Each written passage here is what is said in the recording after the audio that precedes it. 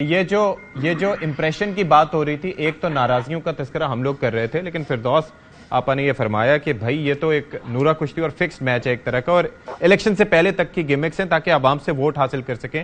بتانا تو ہے نا کہ مخالف جماعتیں ہیں، نظریات مختلف ہیں، سوچ مختلف ہے، منشور مختلف ہے۔ آپ کا نقطہ نظر کیا ہے اس پہ؟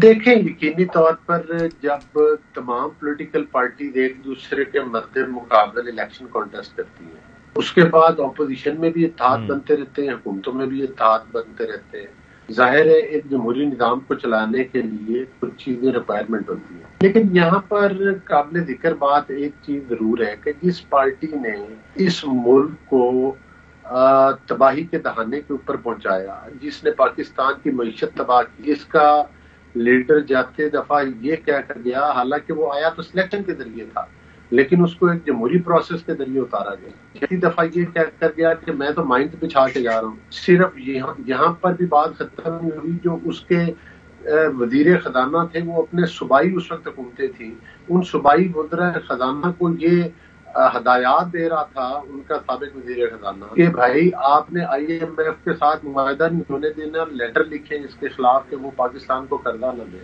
اور پھر بھیانک شرائط کے اوپر قرضے لیے جس مہنگائی کو 16 مہینے کے اندر بھی ذکر کرتے ہیں۔ لیکن ساتھ ہی ساتھ دیکھیں کچھ چیلنجز ہیں اپنا فردوس عاشق امان صاحبہ کی پارٹی، کیونکہ لوگ اب کیسے اعتماد کریں گے؟ جس بندے نے 3.5 سال جب انتشار پھیلایا تو یہ لوگ اس کے ساتھ کھڑے ہوئے تھے، جب اس نے پاکستان کی معیشت تباہ کی تو یہ اس کے ساتھ کھڑے ہوئے تھے۔ آج اگر وہی چہرے آ کر کہیں گے کہ ہم پاکستان کی معیشت سنوارنے کے لیے آئے ہیں، ہم پاکستان کی ترقی کے لیے آئے ہیں، ہم پاکستان کے امن چاہتے ہیں، تو میں سمجھتا ہوں کہ 3.25 سال تو یہ اس کی منوان تائید کرتے رہے۔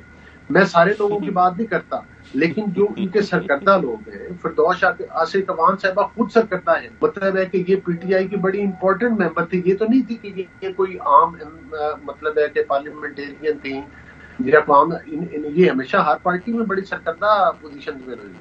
تو آج یہ سب سے پہلے تو اپنے آپ کو عوام کے کٹہرے میں کھڑا کر کے کیسا محسوس کریں گے؟ ادھر بیٹھ کر دوسری پارٹی کے اوپر تنقید کرنا آسان ہے، لیکن ان چند شخصیات کے لیے مشکل ہوگا جنہوں نے ان حالات میں چیئرمین پی ٹی آئی کے ساتھ کھڑے ہو کر باقی تمام پولیٹیکل پارٹیز کی ٹرولنگ کی، جو اس وقت انہوں نے تمام پولیٹیکل پارٹیز وہ تو کہتے تھے کہ it's a very tricky situation Ali Gohar Sahab, لیکن اب تو وہ ساتھ چھوڑ چکی ہیں اور ظاہر ہے کہ اب ان کی ایک الگ پارٹی ہے، الگ شناخت ہے، ویسے مناسب ان سے اس کے بابت سوال کیا جائے۔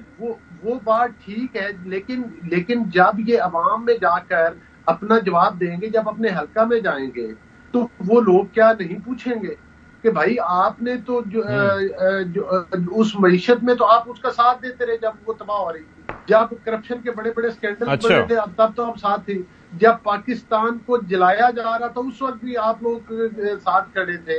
چند چہرے، تو ان چہروں کو وہ جواب تو دینا پڑے گا۔ تو اب یہ تو نہیں ہے کہ صرف یہ کہہ دینا کافی، ہاں مطلب ہے کہ کچھ لوگ ہیں جو اچھے لوگ ہیں، جو شریف لوگ ہیں، فردوس صاحبہ کو بھی میں سمجھتا ہوں کہ بڑی سینئر پولیٹیشین ہیں، ان کی پارٹی سیاسی ورکر ہیں اور بنیادی طور پر، لیکن یہ دیکھیں نا، یہ صرف یہ نہیں ہے کہ لوگ ان کے منہ سے یہ سنیں گے کہ یہ نونی کی برائیاں کر دیں، کسی اور پارٹی کی برائیاں کر دیں، ان کو اپنا آپ وہ تو آگے کے روڈ میپ کی اب بات کر رہی ہے، which is very positive۔ چلیں میں جواب انہی سے لے لیتا ہوں۔ فردوس آپ رسپونڈ کرنا چاہیں گی؟ جی، دونوں کا درد آپ نے سن لیا کہ کتنا مشترکہ درد ہے، اسی سے آپ کو اندازہ ہو گیا کہ دونوں کو ایک جتنی تکلیف محسوس ہوئی ہے میری گفتگو سے۔ تو یہ آپ ٹیمپریچر چیک کر لیا کریں، صرف پلس چیک کرنے کے لیے۔ بالکل بھی نہیں، ہمیں خوشی ہوئی آپ کی گفتگو سے۔ پتا ہوتا ہے کہ کس مریض کو کس دوائی سے ریاکشن ہونا ہے اور کس سے آرام آنا ہے۔ تو اب یہ اس سے اندازہ ہو گیا ہوگا، تو ہم نے سن لیا ہوگا ڈگریز بھی فیک آ رہی ہیں۔ علی گوہر صاحب لیٹ ہر ریسپونڈ، اب ذرا انہیں جواب دینے دیں نا، آپ پی ٹی آئی کو ڈیفینڈ نہیں اب جواب دینے دیں۔ علی گوہر صاحب، علی گوہر صاحب، علی گوہر صاحب، علی گوہر صاحب، وقت مختصر ہے، پلیز ان کو بات کرنے دیں، بات کرنے دیں، آپ لوگ اپنی بات کر چکے ہیں۔ अली गौर साहब, लेट हर टॉक। अब आप सुनो, अब आपने जब बात की मैंने सुनी है। अब ये है कि मैं तो बिल्कुल आप बात करें। आजकल तो डॉक्टर भी सारे अताई होते हैं।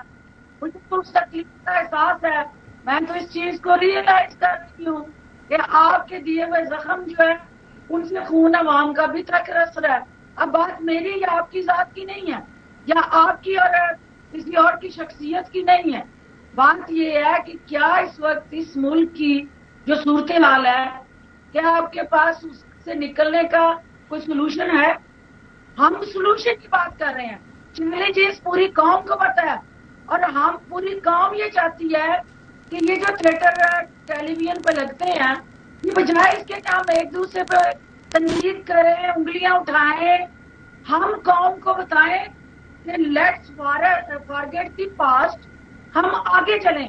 और आगे कैसे चलना है कि हर जमात का रोल क्या है। हर जमात जहां जहां बैठ के काम कर रही है या स्पेस ले रही है या मैंडेट ले रही है, इस वक्त कोई जमात अकेली इस मुल्क को इन मुश्किलात से नहीं निकाल सकती। और इस बात पे सबका कंसेंसस है।